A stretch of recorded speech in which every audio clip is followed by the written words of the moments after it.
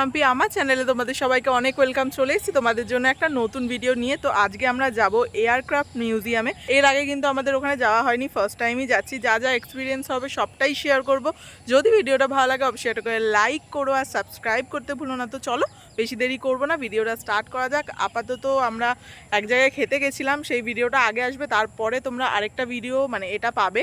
তো চলো আপাতত আমরা ইকো পার্কে আছি, ইকো পার্ক থেকেই আমরা এখন ডাইরেক্ট যাব হলো এয়ারক্রাফট মিউজিয়ামে। তো চলো এখান দিয়ে ভিডিওটা স্টার্ট করা যাক। তো আপাতত আমরা এখানে এসেছিলাম বৃষ্টির কারণে, আমরা একটু ইকো পার্কের ওই সাইডে বসেছিলাম, কিন্তু ওখানে এত জোরে বৃষ্টি এসেছিলো, বাধ্য হয়ে আমরা টিকিট কেটে ভেতরে ঢুকে গেছি। তো আমরা দুজনেই আছি। তো আজকে আমরা এক জায়গায় খেতে গেছিলাম, ভিডিওটা এর আগেই আসবে, দেখতেই পাবে কোথায় খেতে গেছিলাম না গেছিলাম। দেখতেই পাচ্ছ এখানে ভেতরের ওয়েদারটাও, আজকে ওয়েদারটা বৃষ্টি হওয়ার পর খুবই ভালো লাগছে। এখানের ভিউটাও আজকে অসাধারণ ভিউ। আপাতত এই জায়গাটা তোমাদেরকে দেখাচ্ছি, দেখো কত সুন্দর জায়গাটা। এটা অ্যাকচুয়ালি জাপানিজ টেম্পলের ভেতরে। জায়গাটা শুধু দেখো কত সুন্দর। এটা হলো জাপানিজ টেম্পলটা, আর এখানে পুরো খুব সুন্দর জায়গাটা। আমার তো খুবই ভালো লাগে এই জায়গাটা। চলো এখান থেকে বেরোই। আমাকে একটা হেলমেট দাও। আর এখানে একটা রেস্টুরেন্টও আছে। তো আমরা এখান দিয়ে এখন বেরিয়ে যাচ্ছি, গাড়ি নেব। বাইরে আমাদের গাড়ি আছে। আমরা পুরো আইফেল টাওয়ারের সামনেই আমাদের গাড়ি রেখে এসেছি। আর এখানে ওয়েদারটা, আকাশটা এত সুন্দর লাগছে, মানে বৃষ্টি হওয়ার পর আরও ভালো লাগছে। এখানে জাস্ট ভিউটা দেখো, অসাধারণ লাগছে।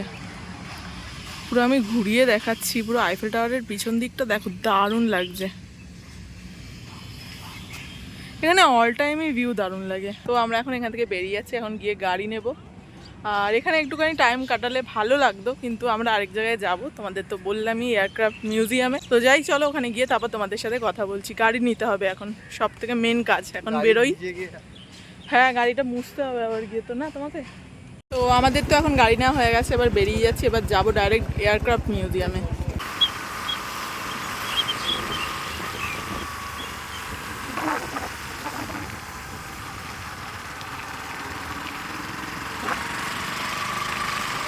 আমরা তো এখন বেরিয়ে গেছি ইকো পার্ক থেকে। ইকো পার্ক থেকে ডাইরেক্ট আমরা এয়ারক্রাফট মিউজিয়ামে যাব, দেখতেই পাচ্ছ। আর এখানের ভিউটা তো অসাধারণ ভিউ। আমরা তো ইকো পার্ক গেট নাম্বার 1 থেকে বেরিয়ে রাইট টার্ন নিয়ে একদম সোজা বিশ্ব বাংলা গেটের সামনে চলে যাব। তো দেখতেই পাচ্ছ এখানে রাস্তার উপর ভিউটা এত সুন্দর, মানে কোনটা ছেড়ে কোনটা ক্যাপচার করবো আমি নিজেই বুঝতে পারছিলাম না। ইকো পার্ক থেকে গাড়ি নিয়ে গেলে কিন্তু বেশিক্ষণ লাগে না এয়ারক্রাফট মিউজিয়ামে যেতে। তোমরা চাইলে বাস বা হেঁটেও যেতে পারো। ইকো পার্ক থেকে বেশিক্ষণ লাগে না, অলমোস্ট 30 মিনিট হয়তো লাগবে তোমরা যদি হেঁটে যাও।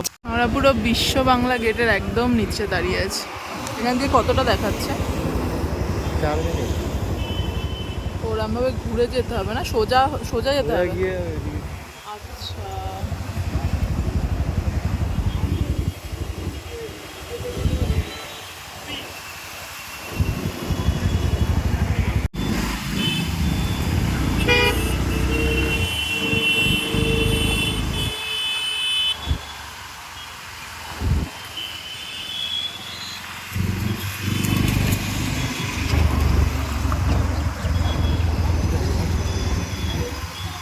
হ্যাঁ এটাই তো দেখাচ্ছে।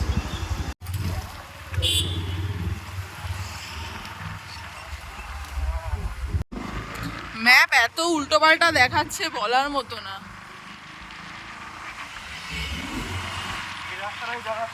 হ্যাঁ এটাই তো দেখাচ্ছিল, সেটাই তো বলছি। ম্যাপের মাঝে মাঝে মাথা টাথা পুরো খারাপ হয়ে যায়, তার সাথে আমাদের মাথাগুলোও খারাপ করে দেয়। সার্ভিস রোড দিয়ে যাচ্ছি আমরা। আচ্ছা, এই তো এটাই না, এই তো এয়ারক্রাফট মিউজিয়াম, ফ্রি পার্কিং। আমরা একদম কাছে চলে এসেছি এয়ারক্রাফট মিউজিয়ামে। বাহ, দারুণ তো এখানের এটা। এখানে নো পার্কিং আছে, সেই জন্য আমাদেরকে এই জায়গাটা গিয়ে পার্কিং করতে হবে। এর সামনেই একদম, এইটার পুরো পাশে এখানে পার্কিং এরিয়া আছে। এখান থেকে পার্কিং করে তারপর আমাদেরকে আর কি মিউজিয়ামে যেতে হবে। যাই হোক, দেখতেই পাচ্ছ এয়ারক্রাফট মিউজিয়ামের এখানে মানে স্লিপ দিয়ে দিয়েছে, যেটা কি ঘন্টায় 10 টাকা না 20 টাকা ঘন্টা। তো স্লিপ দিয়ে দিয়েছে, তো স্লিপটা রেখে দেবে না। এই যে এখানে হলো গাড়ি পার্কিং করার জায়গা, ওখানে 4 হুইলার আর এই সাইডে 2 হুইলার রাখার জায়গা। এখানে গাড়ি পার্কিং করে তারপর তোমরা আর কি এয়ারক্রাফট মিউজিয়ামে যেতে পারবে। এইখান দিয়ে সামনে গেলেই হলো এয়ারক্রাফট মিউজিয়াম। বৃষ্টি পড়ছে, একটু আগেও বৃষ্টি হলো, এখনো বৃষ্টি হচ্ছে। আর এখানে আইসক্রিম থেকে শুরু করে বেশ কিছু খাবারের দোকানও দেখতে পাচ্ছি, মানে গাড়ি মতো।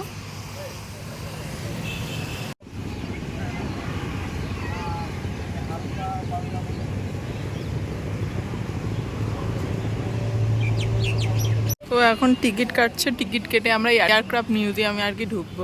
30 টাকা করে মনে হয় টিকিট আছে, 30 টাকা।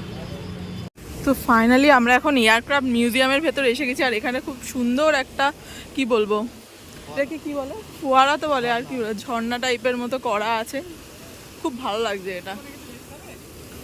আর সম্ভবত একটা যুদ্ধ বিমান, মানে এটা কোনো আর কি যুদ্ধে ইউজ করা হয়েছিল। যাই হোক, ডিটেলসটা যদি জানতে পারি আমি অবশ্যই জানিয়ে দেবো। এয়ারক্রাফট মিউজিয়ামে যে তোমরা যুদ্ধ বিমানটা দেখতে পাচ্ছ, এটা কিন্তু ইন্ডিয়ান নেভির একটা যুদ্ধ বিমান। এটার বয়স প্রায় 29 বছর। এই যুদ্ধ বিমানটা স্থাপনের জন্য 2020 সালে ফেব্রুয়ারিতে পশ্চিমবঙ্গ সরকারের কাছে হস্তান্তর করা হয়। বিমানটি 16টি ট্রাকে করে টুকরো টুকরো করে তামিলনাড়ুতে আরাক্কো নামের INS রাজাজি থেকে আনা হয়েছে। ট্রাকে করে বিমানের টুকরোগুলো আনার পর এখানেই পুরোটা তৈরি করা হয়, তারপরেই এখানে মিউজিয়ামটা স্থাপন করা হয়। 8ই জুন 2022 সালে শ্রীমতী মমতা বন্দ্যোপাধ্যায় এই জাদুঘরটা উদ্বোধন করে। সবটাই কিন্তু গুগল থেকেই আমি পেয়েছি, যতটা জেনেছি গুগল থেকেই তোমাদেরকে জেনে তারপর শেয়ার করলাম। হিউজ একটা প্লেন,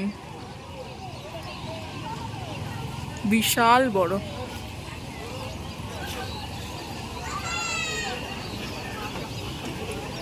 এর ভেতরেও মিউজিয়াম টাইপের করা আছে, যেখানে ঢোকা যায়, সবাই উঠছে।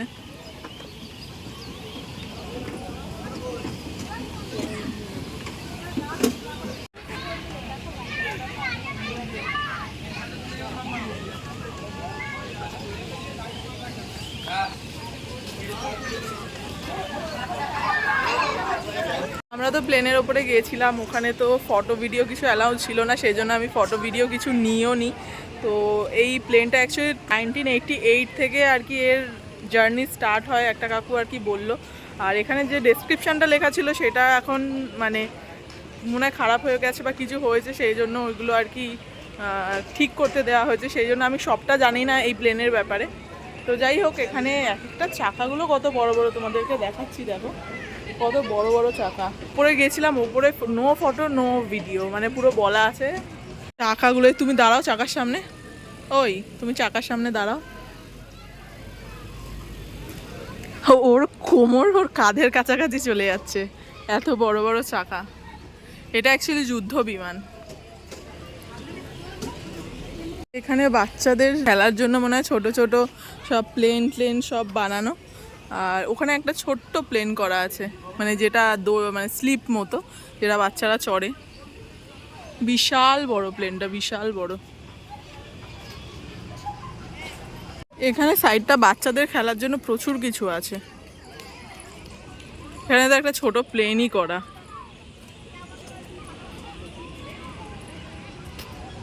প্লেনটা হিউজ, হিউজ প্লেন।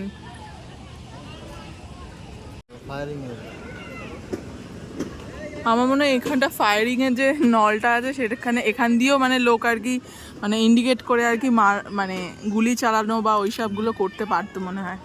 তো আমরা এখন এখান থেকে বেরিয়ে যাচ্ছি, চলো বেরিয়ে তারপর তোমাদের সাথে কথা বলছি। তোমরা যদি এয়ারক্রাফট মিউজিয়ামে আসতে চাও, কলকাতার যে কোনো প্রান্ত থেকেই এখানে আসতে পারো। তোমরা ওলা করতে পারো, উবের করতে পারো, এছাড়াও ইয়েলো ট্যাক্সি যেটা আছে কলকাতার, সেটাতে করেও তোমরা এখানে চলে আসতে পারো। ট্যাক্সির যে কত কি টাকা অত জানি না, তোমরা কথা বলে চলে এসো।